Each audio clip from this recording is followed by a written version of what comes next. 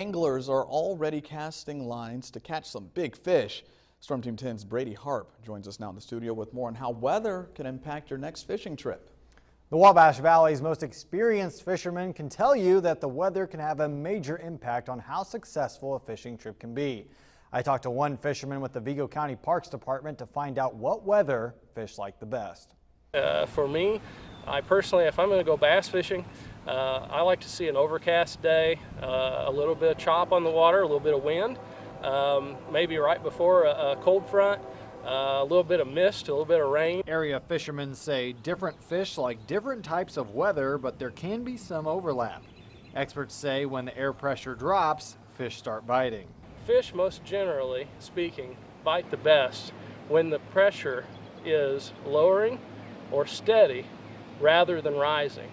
So you want to get ahead of this cold front or fish between fronts.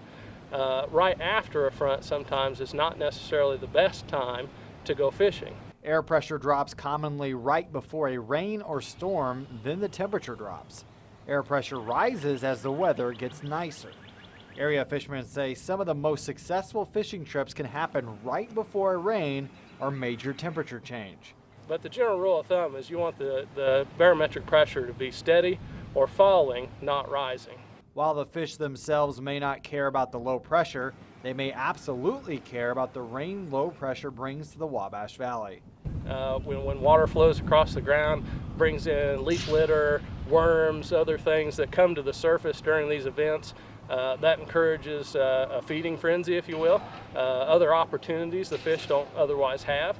Grossman says even though the conditions might not be perfect, don't rule out a fishing trip anyway. He says he sometimes still sees success on days where the conditions are all wrong.